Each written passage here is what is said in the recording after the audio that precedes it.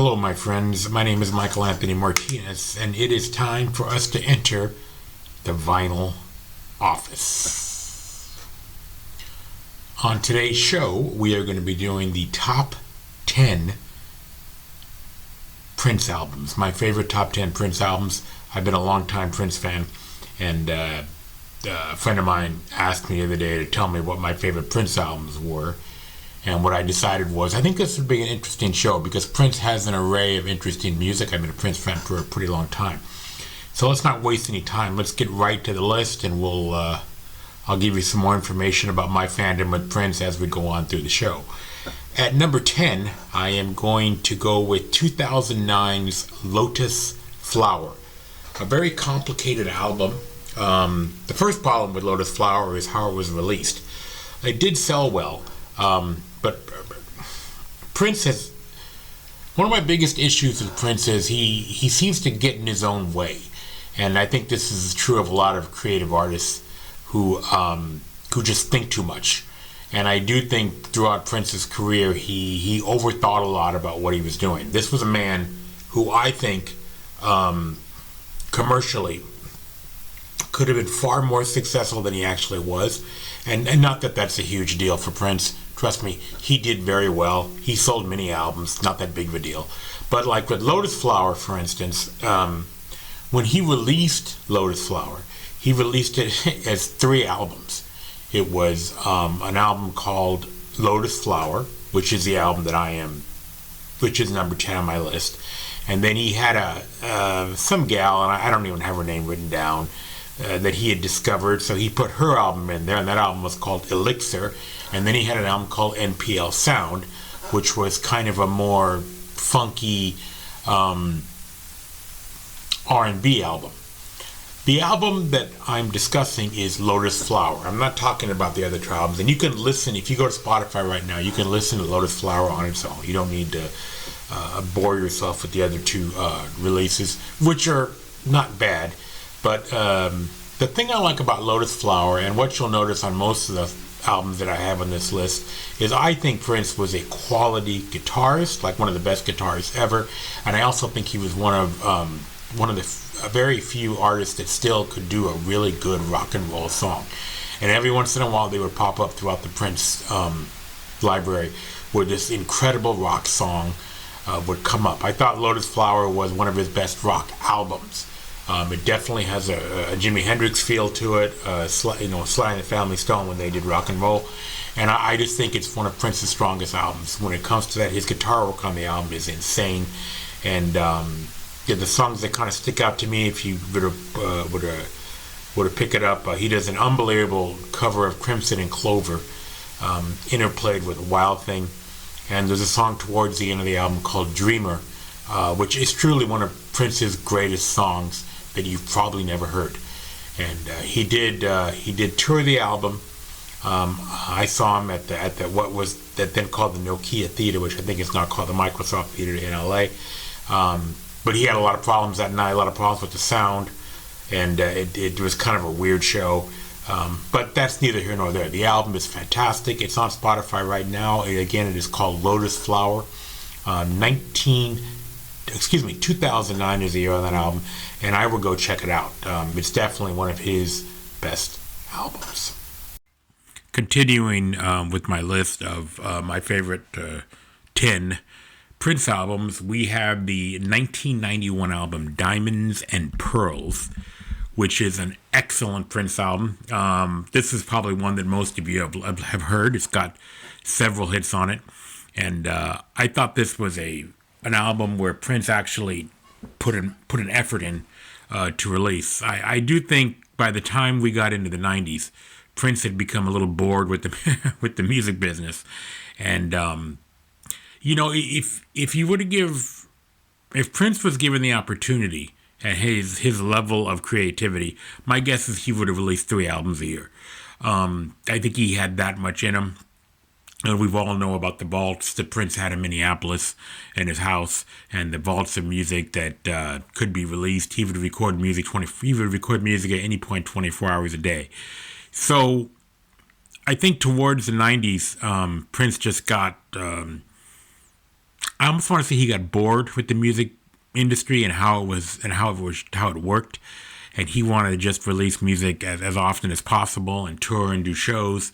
And again, like I said in what I was saying during the Lotus Flower review, I just think he got in his own way sometimes. But Diamonds and Pearls was an actual, like, serious Prince release, and he had hit singles on it. He had I remember he had gone on the Arsenio Hall show to promote it, where he played almost half the album, and it showed with such amazing songs as Get Off and Cream, and one of my all-time favorite Prince R&B songs, Money Don't Matter Tonight, which is just an awesome song later on in the album.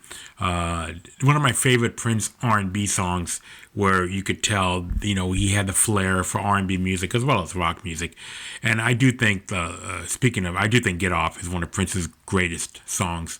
And then it also has an incredible song on it called Live for Love, which is one of the last songs on the album, which is a very interesting song about a subject matter that you rarely hear Prince sing about. It's a story about a pilot who flies planes during the war. It is a very off normal subject of what Prince sings about, and I just think Diamonds and Pearls is a real good album, very good album, and it is definitely an album that I'm sure we've all checked out. He just re-released the Prince Estate, because sorry to say Prince is no longer with us. Just released a complete deluxe edition redo on the album, and it's very good. But the actual album itself is a strong piece of work, and it definitely was a beginning of Prince in the 90s, when things may have gone a little haywire, but it was a good start to the 90s for Prince. And I do think, if you've never heard Diamonds and Pearls, which I would find that hard to believe, because it's definitely one of his most popular albums, I would definitely check it out. And it is probably the easiest Prince album to digest. It's nothing too crazy, and it's got a lot of really strong tracks on it. And that is definitely an album that belongs in, I think, would be in anyone's top 10 favorite Prince albums list. Continuing my list of my 10 favorite Prince albums, now things start to go off the rails a little. We're going to start my number 8 album. Came out in 1996, and that album is called Chaos and Disorder, and it is just that. It's pure chaos.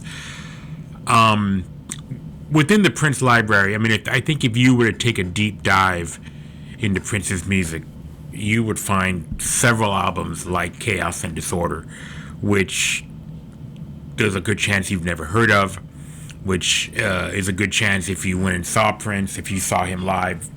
The many times that I've seen him, no songs were played off that album, but the album is awesome. Chaos and Disorder, which came out in 1996, was Prince's final album with Warner Brothers. Warner Brothers and Prince did not get along. He had grown tired of the music business in general, but Warner Brothers had bored him.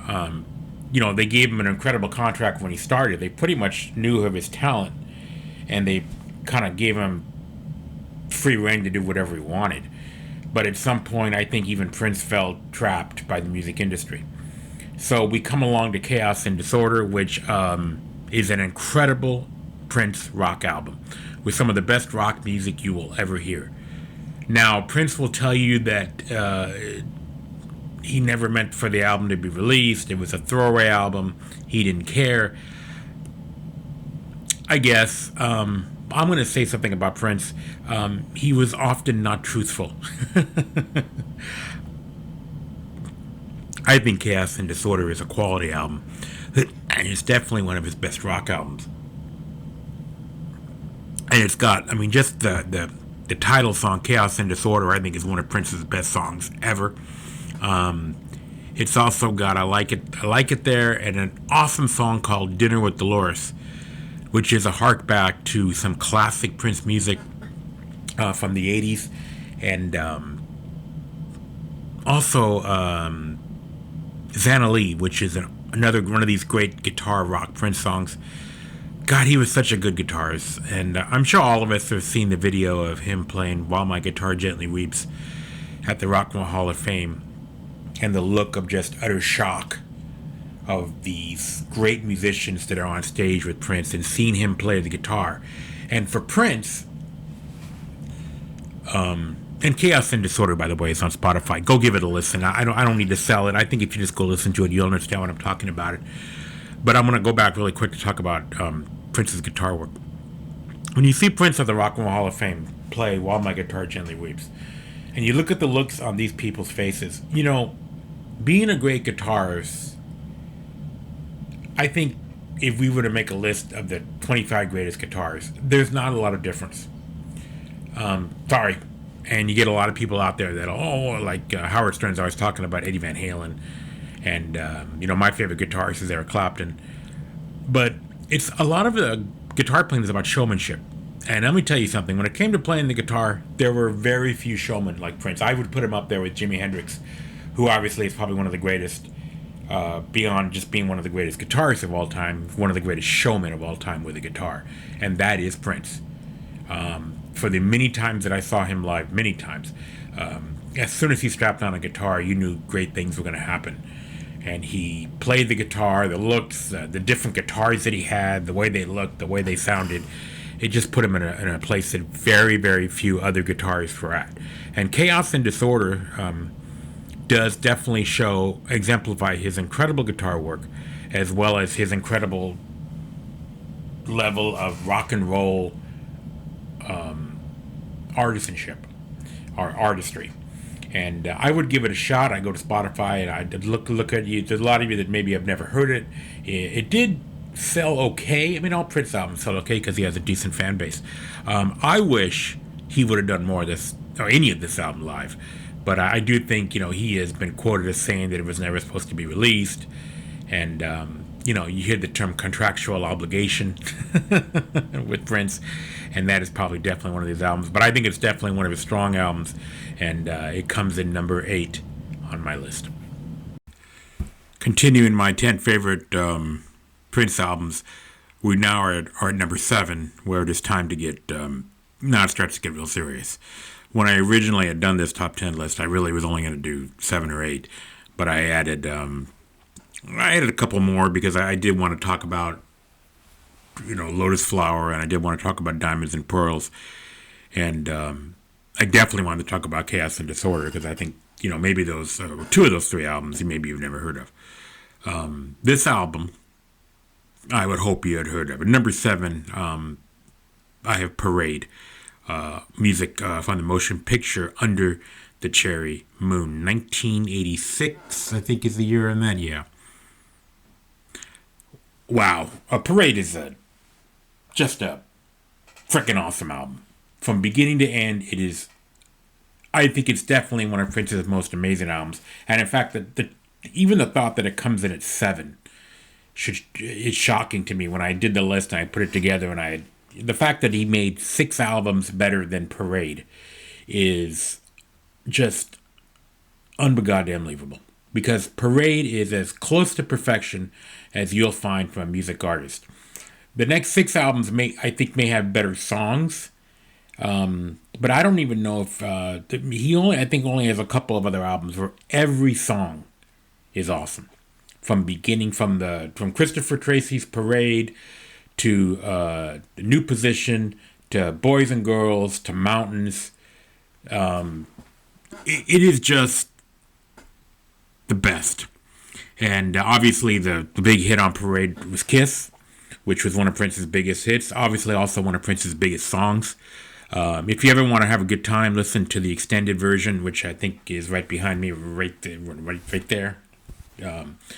The extended version, the 12-inch version of Prince's Kiss, which you could find on any of the music services. It's awesome. I understand why he didn't put that version on the album, but it's still freaking awesome. But really, honestly, Christopher Tracy's Parade is the song and the Parade album, I think, kind of got sidetracked because of the movie. Because the movie is not good. I'm not even sure. I mean, the movie Under the Cherry Moon is flawed. It it's not as bad as I think people say. It is definitely, if you're a Prince fan, I think you would enjoy it. It has got some humor about it. It's obviously they play the music in it, which is awesome. And Prince does have kind of a jovial thing he does where he acts in a kind of a coy, mysterious way, which is very cool. But as a whole, the movie does it doesn't quite reach the same heights as, let's say, Purple Rain. And but that's neither here nor there. I'm not asking you to go see the movie. I'm asking you to listen to the album, and I'm sure a lot of us have heard the album Parade, but every song on it is awesome, and they're all kind of attached. And it also has, I think, one of a song that I think by Prince that is, I think, his most beautiful song, and that's no offense to Purple Rain, the song Purple Rain, which I'm sure many of us know, obviously. But that's a song called "Sometimes It Snows in April," which I think is one of Prince's most beautiful songs. A piano-driven ballad that continues to amaze me to this day. And if you were to if you were to ask me a question, what song do I prefer more, the long, slower Prince ballads? I would take Sometimes It Snows in April every day of the week over any other song. Yes, that includes Purple Rain or Adore or any of the classic long Prince songs or ballad style Prince songs. I would definitely, if you've never heard the album Parade, which I don't even know how that's humanly possible, I would go on Spotify, I would check it out, and I would just listen to it. And I wouldn't, I know there's, you see a song like Kiss, or you see a song like Mountains, or even Boys and Girls for that matter, and you may want to jump. Don't jump. Listen to the entire album. And if you really want to have a good time, if you really want to have fun, go to YouTube and check out some of Prince's concerts, which they are on YouTube from 1986 when he was touring in Europe. Some of the finest concerts you will ever watch come from this tour he did. Like I said, it was pretty much Europe only. Musicianship at the highest level, and really the beginnings of Prince's complete domination of the live stage, which he would even if the albums didn't sell, or maybe if he was just not serious about it, he was still one of the greatest showmen to ever walk this earth. I've probably seen 2,000 concerts in my life, and I can tell you that none of them were like Prince. Not one. And someday I'm going to be buried 6 feet under, and the last thought on my head is going to be, wow, I'm really glad I got to see Prince. Okay, moving on. My 10 favorite Prince albums. We get to number 6, which is 1980's Dirty Mind. Obviously one of Prince's earlier albums. A completely different artist in 1980 than what he would become throughout the 80s and 90s. But Prince was very controversial, and Dirty Mind, I think, is probably his most controversial album. Lyrically, musically, it's pure genius. And the song Dirty Mind, I think, is one of Prince's best songs. It also has Uptown, which is a great funk classic, as well as like Sister and Head and When You Were Mine. It's a short album, and most of the instrumentation is done by Prince, if not all of it. But it's you could hear. I mean, this is his third album, and you can hear the talent. You can hear the bravery that he puts on this album, and it's definitely one of his classic early albums. Prince had a run in the 80s like no other musical artist. I would say I'd put his 80s up against the Beatles in the 60s, the Stones in the 70s, Pearl Jam in the 90s. A lot of these bands that had these incredible runs. Prince definitely had that in the 80s.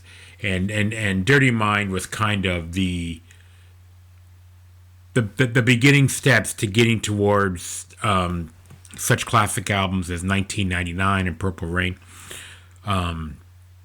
It's a very, very rated R type album. The subject matters of the songs are very, they're dirty. It's called Dirty Mind for a reason. And it's definitely an arc of Prince music as he deals with sexuality that is really, I don't think, can be. He's really second to none. There are no comparisons to how he treated sexuality in music in the 80s. It definitely opened my eyes as a 13, 14-year-old kid to be listening to this very controversial music and very questionable music. It's not like it is now where, all this kind of stuff is out in the open and sorry to say kids know about it. Back then it was very taboo and very quiet. And Prince led the openness about the conversation, and as well as just some awesome damn music. Dirty Mind is definitely one of those albums that still just the rawness of it and the instrumentation of it is still astonishing. Okay, number 5 on my of my top 10 favorite Prince albums. We're going to take one last trip to the 90s, and we're going to go to 1995 for a pure masterwork called The Gold Experience. The story of how we get to the Gold Experience has a lot to do with the many different facets of music Prince was doing throughout the 90s. And he was very productive in the 90s. And this is where a lot of the issues came with Warner Brothers. He had all this music he wanted to release. And, a record company is like, look, we need you to just put your mindset on one work and not get lost in hours upon hours of music. And the creative mind of Prince was just beyond what any record company could hold him down to. So you end up with such albums as, all the albums he released on his own throughout the 90s, as well as the 1985, 1986 is the Black Album, which would come out later. But the Gold Experience was an album that Prince had worked on in many different facets for many years throughout the early 90s. And a lot of this material has been released through other facets. But what finally came out the other end was a pure joy, and that is an album that is called The Gold Experience. It is like probably the most put together Prince album of his career. That's saying a lot, but I think when you listen to Prince, when you listen to Prince's albums, with the exception of, let's say, 1999, possibly Controversy, everything sounds like there's more. Like Prince just came to a halt and said, I'm going to just put what I can on 45 minutes of album, and we'll go from there. That's why when I get to the top 2, they're going to be double albums, because this is what afforded Prince to release this material. Well, the Gold Experience in the 90s, when CDs took over, now artists the shackles of the 45-minute album were thrown off, and now we were left with the 75-minute CD. So Prince was able to give us more of a singular experience without calling it a double album and scaring people, because the second you say double album, everyone freaks out. Oh my God, I can't handle 90 minutes of music. So the Gold Experience, with such amazing tracks as Peak Control, which is not what it was called when it originally came out. An awesome song called Shh, S-H-H-H-H, which is just a rock R&B classic and definitely one of my favorite songs. The Most Beautiful Girl in the World was the major hit off that album. And then he had a song called Dolphin, which is a really strong rock song. I remember him being on David Letterman that year, and this is when he had written the word slave on his cheek. He had gone over from no longer being called Prince to being called a symbol, because he was trying to get away from the entire persona of a a corporate musical artist, which, that was Prince. He wanted to do his own thing and run his own show. And that would happen when the internet became popular and music was released that way. And then these kind of things were Prince got around. But the Gold Experience was really his last real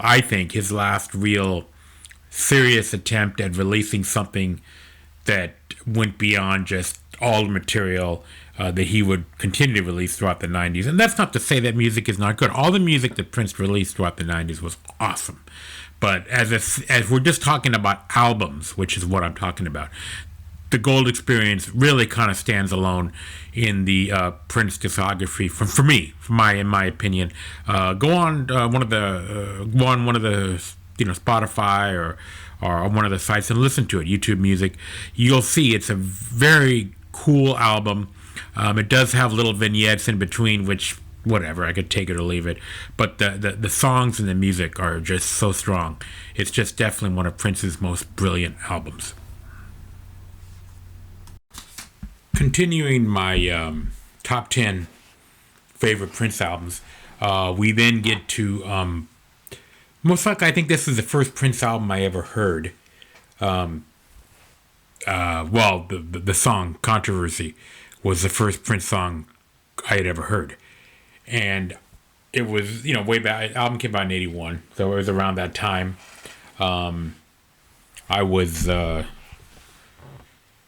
just entering high school at the time, and I had a fandom of music at that point that I had garnered over the past 4 or 5 years. A lot of it having to do with my brother, who was 7 years older. I was a big fan of bands such as Led Zeppelin, and I was a big fan of Devo and Queen. I was a huge fan of David Bowie. That's one thing. As I continue with this podcast, you'll learn that I'm basically a David Bowie worshiper. Believe he's the greatest rock artist ever. So this is kind of where I was coming from. And one day I was sitting right here in this house, in the room right next to here, and I was listening to a radio station, K-Rock, which was it's still around, an infamous alternative. I mean, at the time it was called a New Wave radio station, but it was alternative. And they played Prince Controversy. And I'm going to be honest with you, it was like nothing I'd ever heard before. It just was crazy. It was like everything I liked put into one. Later on, within a month or a couple months later, I saw the music video for Controversy, which, if you know anything about Prince's videos back then, he was wearing a pair of panties or underwear. He had a big trench coat.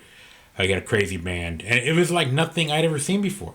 It was mind-boggling. And up to that point, I guess I could say that about Bowie. I guess I could say that about Devo, where they were just like, who were these people? Who were these? I mean, Bowie, I had no idea what the hell was going on. But with Prince and Controversy, I was like, I don't even know what I'm looking at. Like, this is... And then he was black. And I'm going to be honest with you, in 1981, I really wasn't that knowing of any kind of R&B or black music. And it's not like that's what Prince was doing. Controversy is everything. It's not just an R&B song. It's a rock song. It's a new wave song. It's just one of the greatest songs ever. So I listened to the Controversy album, and I was like, it was like nothing I'd ever heard. Controversy, Do Me Baby, Ronnie Talk to Russia, Let's Work, Annie Christian, Jack You Off. This is nothing I was privy to or knew anything about before. It's not like it is now, where open conversation on the internet is a click away. There was no internet in 1981. And to hear a guy like Prince singing songs about sexuality, singing songs about masturbation, and then also singing political songs, and it was like nothing I'd ever heard before. And Controversy, the album, it just made me, it opened my eyes to a kind of music that I had never been privy to before, and it changed me. And what would happen from that point on with Prince and my fandom of Prince would grow, and I would become just this guy that just believed in everything he did. And I mean, that worked right in tow with what Prince was doing. His 80s was ridiculous. And as we'll see, with the next couple albums. So at number 4, I'm gonna go with Controversy. Like I said, I can't even imagine if you haven't heard it. If you've never heard the album Controversy, by all means, it's everywhere. It's on. So I'm looking at it right now on Spotify. Go listen to it. If you think it's just Controversy, the song, it is not. It is a strong piece of music that I listen to all the time, and it is not what you think. It sounds. I mean, I guess it is in the. It is kind of. It came after Dirty Mind, so it does have that. And then the next album is 1999, so I guess there is a transition, but it's still like nothing you've ever heard before. It is really, honestly, one of the most incredible albums I've ever heard, and it forever changed me, and it still changes me to this day. Continuing my 10 favorite Prince albums, we get to number 3, and that's Purple Rain, also billed as the original soundtrack to the motion picture Purple Rain. It's not an album that I think I'm opening anyone's eyes to, but I mean, it's definitely going to be on. I don't think anybody would rationally put together a Prince top 10 album list, even top 5 for that matter, and not have Purple Rain on that list. I think if I was to go through YouTube and check out all the other guys that would list their 10 favorite Prince albums, I wouldn't be surprised if Purple Rain was at number 1 on most of them. I love Purple Rain, by the way. It's 3 for a reason. Every second of that album works for me. I probably listened to it thousands of times.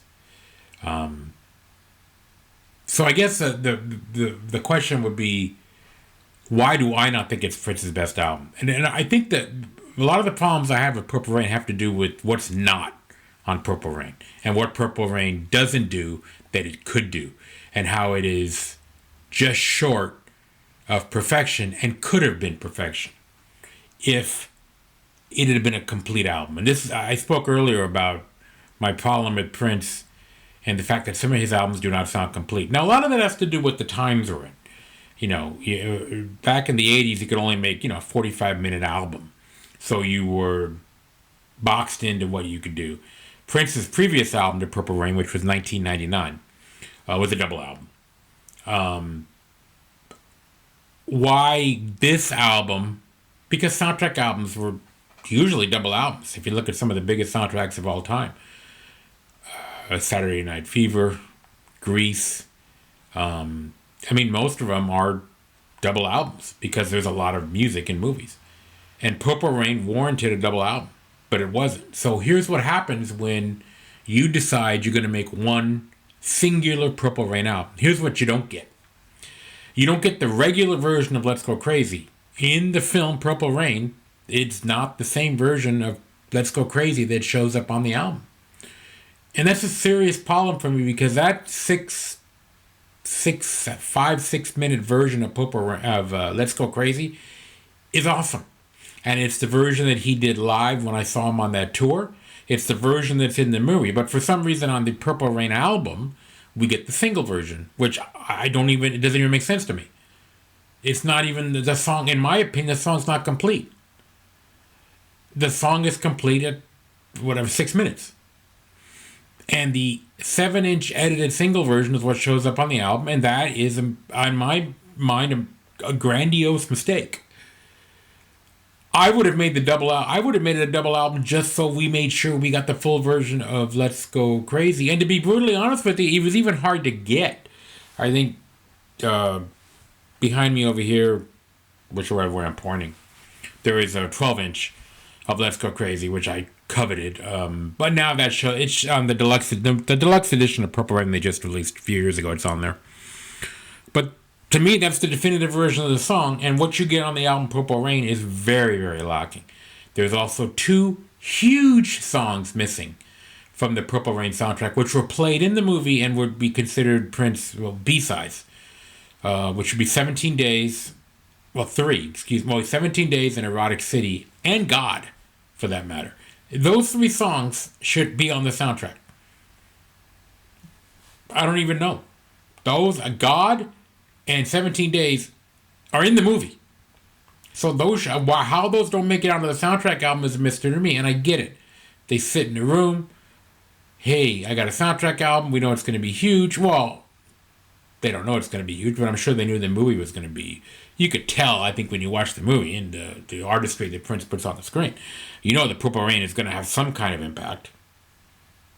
But I just think there was a mistake made. If they would have added those three songs, and if they would have added the regular version of Let's Go Crazy, 17 Days, Erotic City, and God, it would have been one of the greatest soundtrack albums ever released. Ever. I mean, it still is, with those three songs. I have a version on my phone that has those three songs on it. To be brutally honest with you, the version on my phone also has Jungle Love and The Bird, which Prince wrote, which were performed by The Time in the movie, but are basically Prince songs. I mean, can you imagine that soundtrack album? Those three songs, Jungle Love, The Bird. I mean, I guess you could have also added Sex Shooter by Apollonia 6, if, because it's in the movie. So I do think Purple Rain is definitely one of Prince's greatest albums, one of his greatest triumphs. But to me, it always sounds like it's missing 30 minutes of album. And that will forever bother me, and it's why I would never consider it to be Prince's best album.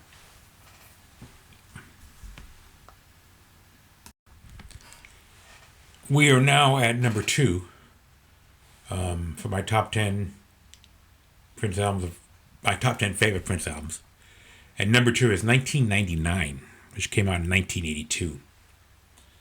So I had become a very light. I wasn't a heavy Prince fan. I mean, controversy did open my eyes, but I didn't start getting into controversy until right before 1999 came out, and then I heard this song in 1999. I was never a huge fan of Little Red Corvette. I just wasn't. It's never been a song that's really moved me. But 1999 moves me, and Delirious, and most of the songs on that album moved me. We say, I think, in music that albums change us. I mean, if you're a music fan like I am, and I did mention the controversy definitely made me feel differently about music. And there are many albums in my life that is true about. Bowie has a couple. Dylan has a few. Led Zeppelin has a few. 1999 changed me. 1999 made me a completely different music fan. I had never listened to music like what was on 1999 before that. I don't even know if there was music like what was on 1999 before that, whether it be 1999 or Delirious or Let's Pretend We're Married or DMSR or Automatic or Lady Cab Driver or, I mean, just all of it. International Lover. It was like I didn't listen. I was a Mexican American kid living in suburbia. I didn't know anything about the city grooves and the black sounds, for lack of a better word, than what Prince was doing. And the magic of why Prince is so good is because he's not just doing R&B music. He's not just doing rock and roll music. He's not just doing alternative music. It's all there on the screen. It's all there when you listen to it. When you put those earphones in and listen to an album like 1999, it's all there in its glory, from the first note to the last note. And I would listen to that album daily, and every time I listened to it, I was blown away. And this is 82, so there is really no... I mean, hip-hop is beginning a slow rise, but it's basically hip-hop and rap music was the sound of the streets, and I didn't know anything about those streets. But Prince talked to you a lot on that album, told you a lot of stuff. And 1999 seriously made me a different person. The only reason it isn't number one is because that album that I think Prince's best album is not even close. I don't think it's even touchable, but we'll get to that in a moment. But 1999 is an unbelievable album. If you haven't heard it, I don't even know what to tell you. I don't even know why you haven't heard it. Or if you just know 1999, Little Red Corvette, Delirious, and you're not fully aware of everything that's happening on that album, I would make myself aware. It is a very controversial, just an unbelievable listen that every time I hear it, I have to stop and think to myself, it's hard to believe one man created this, that he put this together. And I had that thought about a few albums in my life. But 1999 is way up there. And it really shows the talent that Prince had all those years ago. And it is an album that I think will forever live in Prince's life as one of his most important works. And it's an album that I think changed his life. I think obviously Purple Rain did that a couple of years later, but it was really 1999 that started the ascent for Prince into becoming this phenomenon. And that was stamped down with Purple Rain. So this is an easy one at number 2, 1999 by Prince. Okay, kids, it's time for my number 1 favorite Prince album of the my top 10 favorite Prince albums. I hope we've enjoyed the conversation. I'm not here to give you any information about Prince. I'm a serious fan of Prince. I've seen him live too many times to mention. I know all his albums pretty well, but I know bigger Prince fans, much bigger Prince fans than me.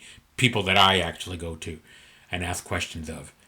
People that have taken me to concerts to open my eyes, to make sure that I remain the fan that I am. And I was devastated when Prince passed. He was an enigma. And one of my favorite things in the world to do is to go on YouTube and just hear people tell stories about Prince. The greatest Prince stories come from these people that he's met. I think we all know the Charlie Murphy basketball story, which is one of the greatest stories ever, which he told on, I can't think of the name of the show, but he told that story. It's an incredible story about playing basketball with Prince. There is a story that if you go online and type up Questlove, the guy who runs Jimmy Fallon's band, he has a story about it's a long story about meeting Prince and DJing one of his parties and being asked to stop playing music and to put in the DVD for Finding Nemo. It's just the best. And you just get all these different... Howard Stern loves asking people about Prince and hearing their crazy Prince stories. He is an enigma. He is a musical artist we will never see again. I don't say that without... I'm very serious. We are never going to see Prince again. It's never going to happen. Go ahead, try it. It's never going to happen again, and that's because we've already seen Prince. So no one can come along and redo that. And as we get farther away from the beginnings of rock and roll and R&B and funk, the chances of there being another Prince are virtually impossible. But my favorite Prince album is an album called Sign of the Times, 1986. When Sign of the Times came out, I was pretty heavily into Prince, and this was a double album. It was a big album. It's a big album. Two full CDs. And I'm going to be honest with you, when the album came out, I didn't know much about it. There wasn't any real, fanfare. There wasn't any real, I think he might have released a single for the song Sign of the Times, but I didn't know much about the album. Much at all. And when I bought it and listened to it, it was as if Prince knew exactly what I wanted to hear right at that moment. And whereas with 1999 and Dirty Mind and Controversy and the other albums before this, I was not fully prepared for what was going to happen. When I heard 1999, I was like, oh my God, what is this? This is crazy. I've never heard anything like this. I was fully prepared for Sign of the Times because I'd already been a Prince fan. A pretty serious Prince fan for 4 or 5 years. So when I begin to listen to Sign of the Times, I'm fully aware of what Prince is capable of. And he succeeded even that. From the opening notes of Sign of the Times, to Play in the Sunshine, to Housequake, to Starfish and Coffee, to Ballad of Dorothy Parker, to It, to Slow Love, to If I Was Your Girlfriend, Never Take the Place of Your Man, The Cross, The Door, It's Gonna Be a Beautiful Night, and the other few songs that I didn't mention. It is like no album I know of. It is definitely one of my top 10 favorite albums ever. I listen to that album as much as I can, whenever I can. It has so many different genres of music on it that it's hard to believe one person did all this music. And Sign of the Times was, again, another album that Prince had lots of materials for. And but thank God this is a double album. Boy, if this wouldn't have been a double album, what a train wreck that would have been. And I think a lot of people would say, well, why did he have to put a live version of It's Gonna Be a Beautiful Night? But because he did. Because it sounded awesome. And the companion piece to that would be to see the movie Sign of the Times, which is a concert film like no other. It is one of the best musical experiences you will ever have, because it not only shows Prince's command of music, but it shows his command of the stage, his ridiculous band that he put together. It says, I think the greatest live performer ever would be James Brown. James Brown changed the world of how we imagine live performances. Prince, I think at times, went beyond even what James Brown was doing. And I only give it to James Brown because he created it. But Prince on the live stage, there's nothing like it. And that Sign of the Times film gives you everything. And they do try to make a movie out of it with some themes, but whatever. That's not even worth the time. And I just learned through the Sign of the Times documentary that came with the movie, the box set, that a lot of it was filmed in a soundstage after because it just didn't look right. But what difference does it make? It's a performance video.